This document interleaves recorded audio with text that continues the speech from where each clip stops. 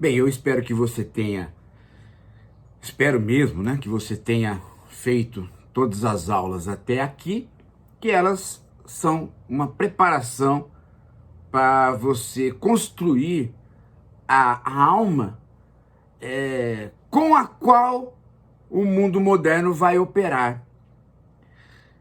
E o mundo moderno que eu digo é o mundo da ciência. E dentre os homens que quiseram ser filósofos e acabaram por ser homens da ciência, Freud, o médico cuja aspiração era ser filósofo e depois renegando a filosofia em alguns momentos, trouxe para a própria filosofia uma visão médica do mundo. Freud é o homem que operou com a noção de subjetividade, ou de alma, ou de aparelho psíquico, como ele mesmo gostava de dizer. Ele é o homem que operou no sentido, digamos assim, mais próprio do espírito de redução da alma. De fato há um aparelho. Você vê que em todo o percurso das nossas aulas, a alma não é um aparelho. Ela se torna um aparelho, ela se torna alguma coisa que dá a impressão de que ela está compartimentalizada dentro de um campo chamado psicológico na modernidade. E faz isso através de alguém que olha, que olha para a psique, para a alma, como alguém que está tirando subprodutos para a construção de uma visão psicológica, mas que, na verdade, na base, está tratando de pacientes. Então vejam que há uma medicalização do campo psicológico ou da alma que não se encontra na construção da alma. Em nenhum momento a gente acredita de Platão, Agostinho ou Montaigne, ou mesmo depois, né, com Descartes ou Kant, que nós não tocamos, porque para a montagem que nós quisemos isso era desnecessário. Mesmo assim, você não encontra uma construção da alma, um retrato da alma, um filme sobre a alma, que seja apresentado a partir da ideia de que a base da pesquisa é a patologia, é a doença. Nada indicava que nós pegaríamos esse caminho. Claro que numa visão de teoria social, este caminho, logo quando você abre a modernidade, ele começa a ficar inevitável, porque o capitalismo ele mercadoriza tudo. Ele mercadorizando tudo, ele também mercadoriza as próprias funções humanas. E para que a alma se transforme em alguma coisa que esteja na lógica da mercadoria, ela precisa render. Ela precisa, no capitalismo industrial, ela precisa dar lucro. No capitalismo financeiro, ela precisa dar renda. Portanto, a ideia de transformá-la num campo no qual a patologia é o fundamental, e aí daí a cura, e daí os processos de lucro desta cura, isso é um caminho que a gente logo no início da modernidade começa a perceber que seria a trajetória inevitável. E foi o que de fato aconteceu. Aliás, o Freud foi médico muito mais por circunstâncias econômicas, né, do que por qualquer outra coisa. Ele poderia ter sido filósofo, ele percorreu aulas de filosofia, né, mas depois ele se transformou em médico e aí as coisas aconteceram como aconteceram.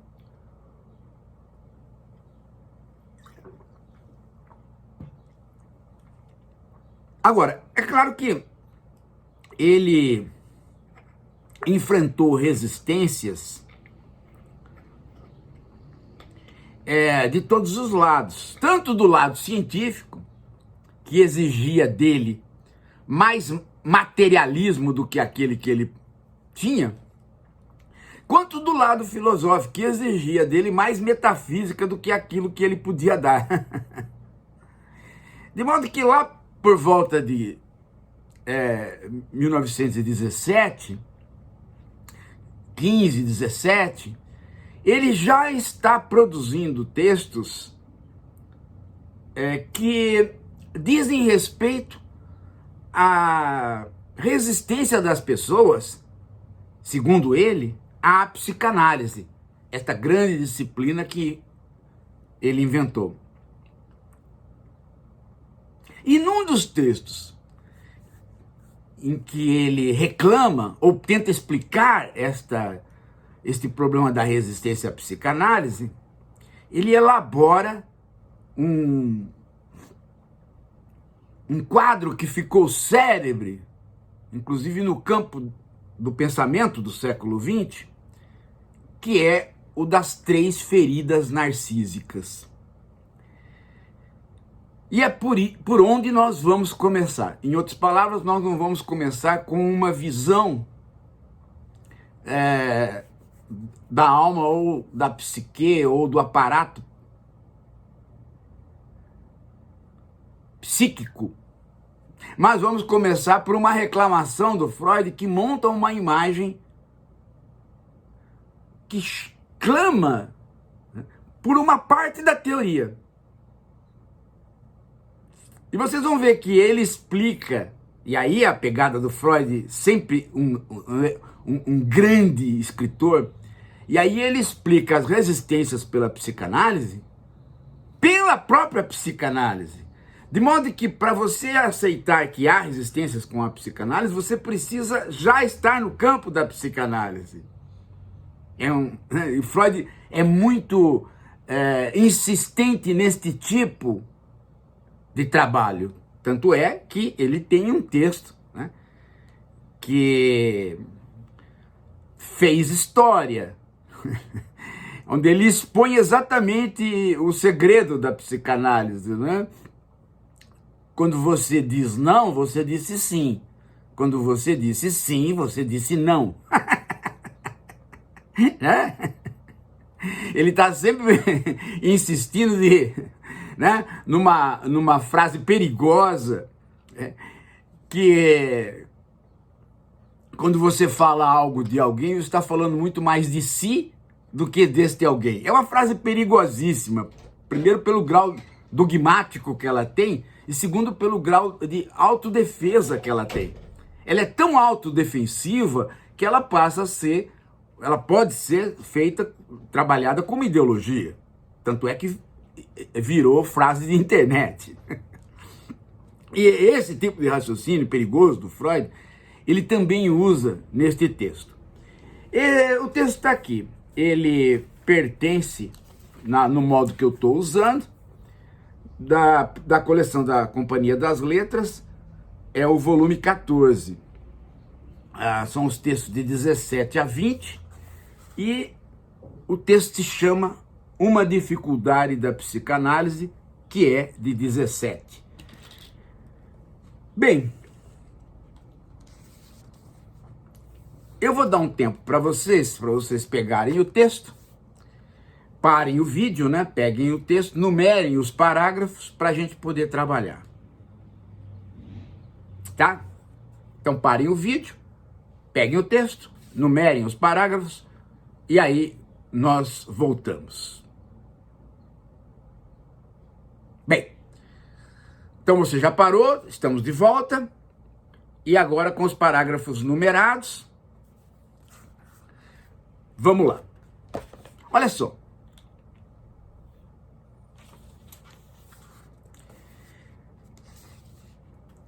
Eu vou começar pelo parágrafo que deu a fama a este texto e compôs a imagem célebre, né, das feridas narcísicas. Nós temos aqui, né, são 22 parágrafos. No parágrafo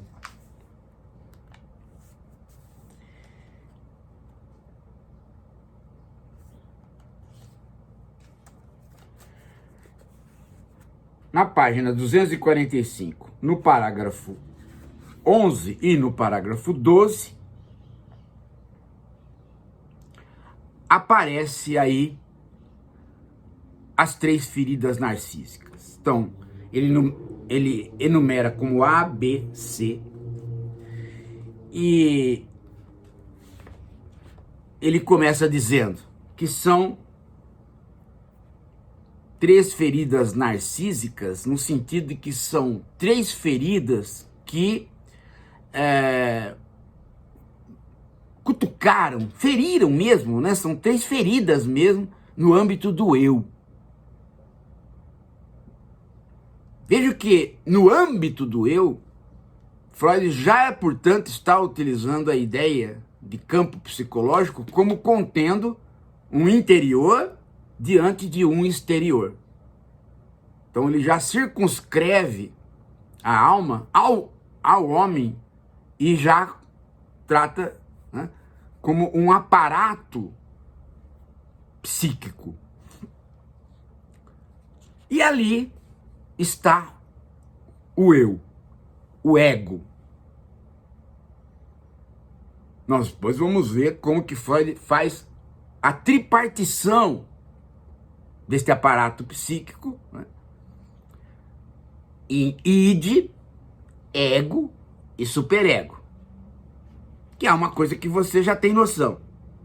Mas aqui, esta ferida do eu é uma ferida do homem no campo civilizacional, no campo da história do homem.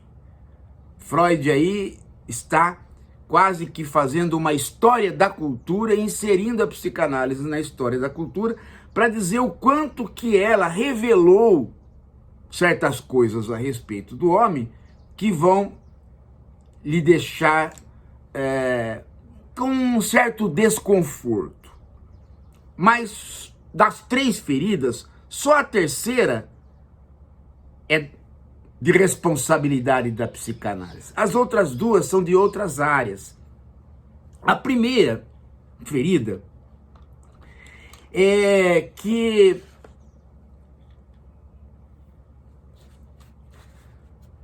o ser humano acreditou no início de sua pesquisa que sua morada, a Terra, achava-se imóvel no centro do universo, enquanto que o Sol e a Lua e os planetas moviam-se ao seu redor em trajetórias circulares. Então, o homem olhando para ele mesmo, né? O homem fazendo do mundo um espelho de si mesmo. Ele é o centro. Ele chama isso de um tipo de narcisismo. E este narcisismo é aniquilado pela obra do Copérnico, quando o Copérnico vai mostrar que a Terra não está num lugar privilegiado. Ela era bem menor que o Sol e se movimentava em torno deste. Então há um primeiro descentramento, e esse primeiro descentramento atinge em cheio o homem. O homem fala: caramba, eu me imaginava um filho de Deus, portanto alguém que estava no centro do universo, Agora esse Copérnico vem aí, joga a Terra lá para um canto, girando em torno do Sol. Quer dizer que Deus não nos pôs num lugar privilegiado, nos pôs num lugar qualquer.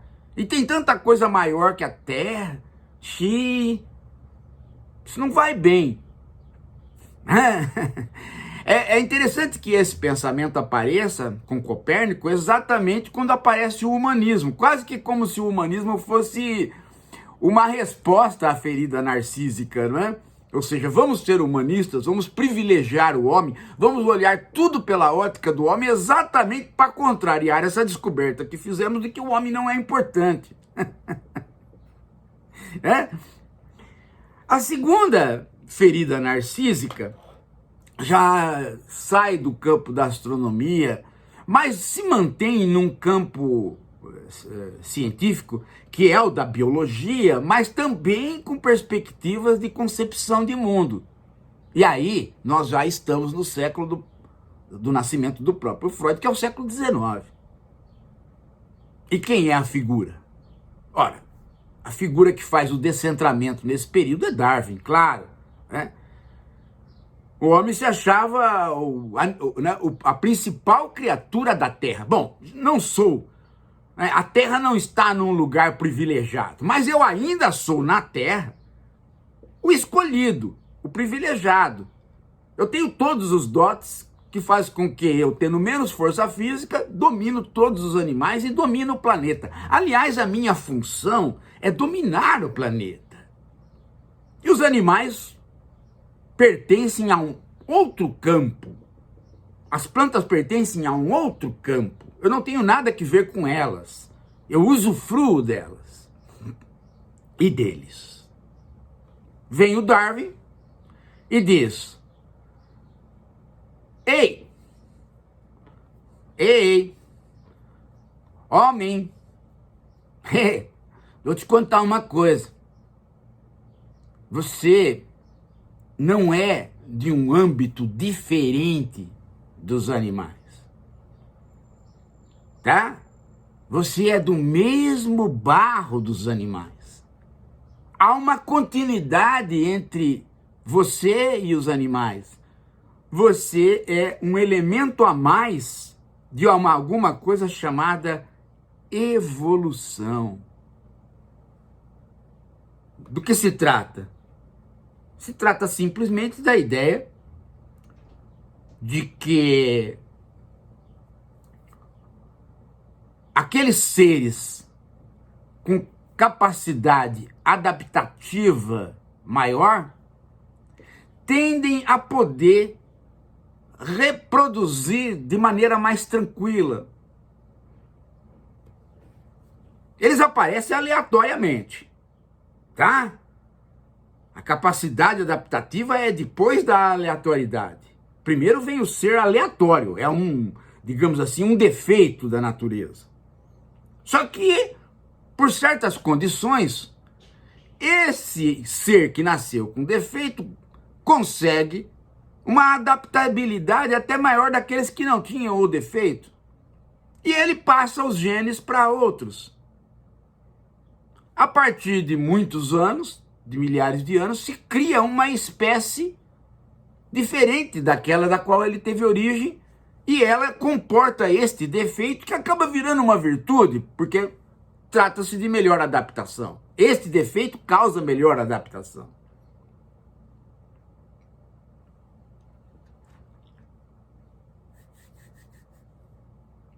De modo que o homem é um ser de defeitos que conseguiu se reproduzir e se adaptou. O homem é uma praga do planeta, tanto quanto as baratas e as capivaras. Comparação ridícula, né? Porque as baratas são muito mais adaptadas. Mas o homem está aí, né? Ele consegue fazer bombas atômicas que o destroem e continua aqui, não se destruiu ainda.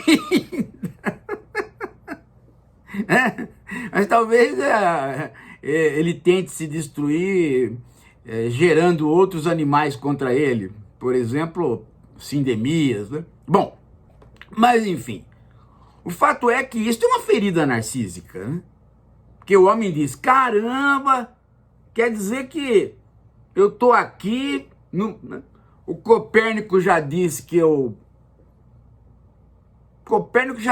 não tô no centro do universo, a Terra é um lugar a mais, tô sentado nesta bola aí, andando pelo universo. Agora vem o Darwin e me dá esta pancada. Diz que mesmo na Terra eu sou uma continuidade dos animais. Sou uma continuidade das plantas. Vim da água para as árvores e desci, perdi rabo. O que é isso, gente? Eu que tinha tanto orgulho de ter rabo, agora não tenho mais rabo, né? Ah, tá ruim isso, hein? Estou me sentindo ferido no meu orgulho. É uma segunda ferida narcísica. Mas eu tenho como reagir, porque eu tenho uma coisa que agora vocês vão ter que dizer, né? Que agora vocês vão ter que dizer, que me dá orgulho. É que eu sou, de tudo que tá aqui, pedra, planta, animal, percevejo, escambau A4, eu sou aquele que me duplico. Ou seja, eu tenho uma capacidade de reflexão e o meu eu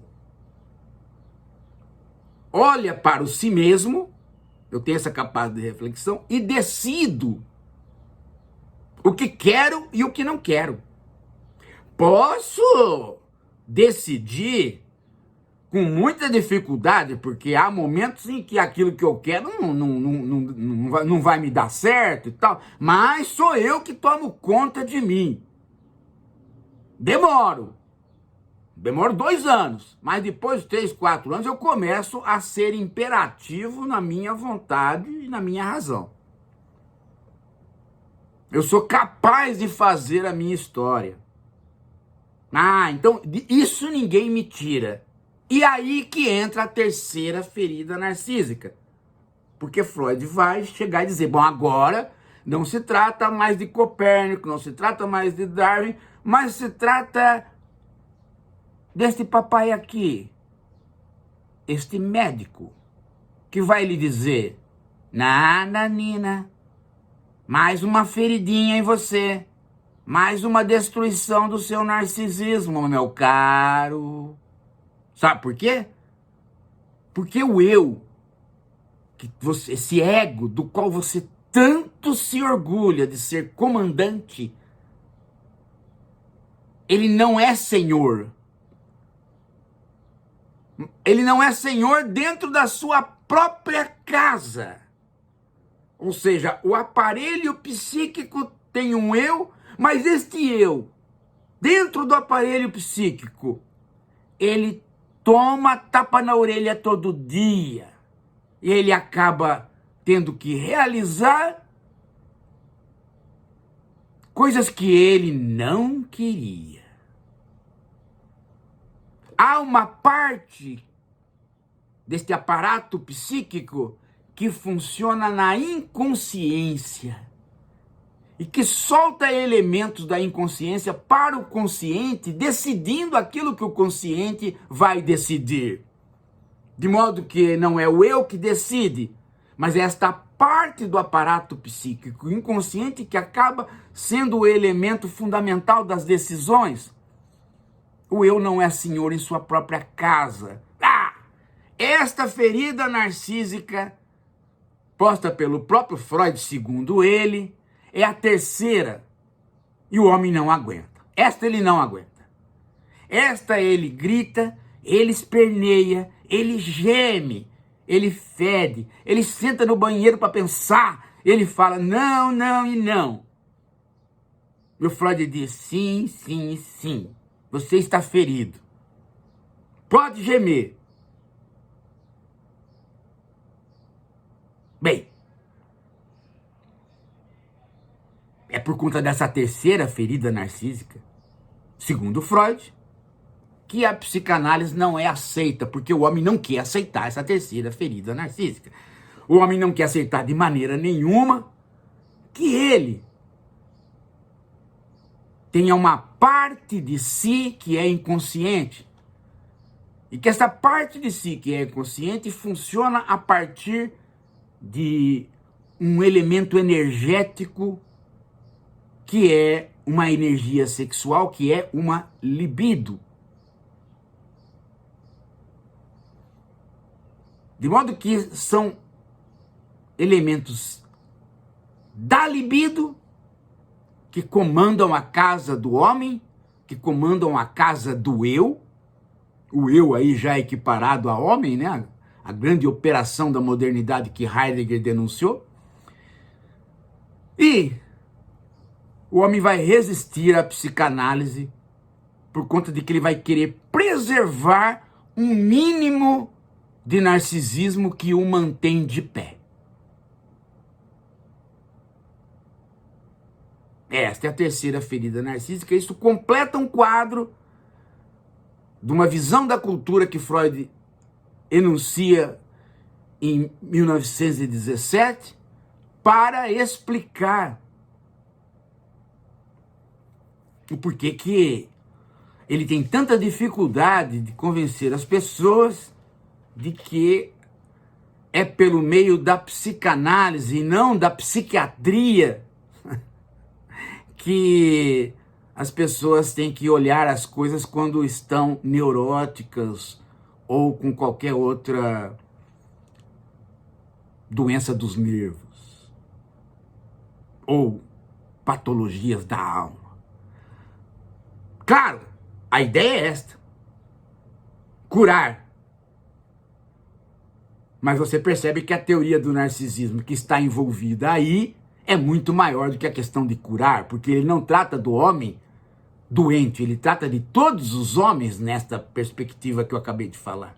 A ferida narcísica não é para o neurótico, a ferida narcísica é para o homem em geral. O homem em geral está ferido pela psicanálise ao descobrir que o eu não é senhor em sua própria casa.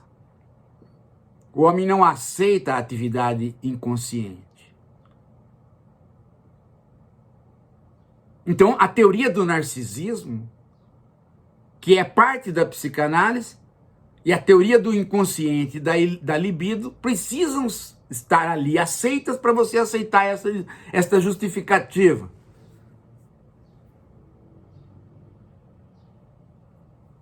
E esta forma de se autodefender é muito peculiar, como já disse no Freud.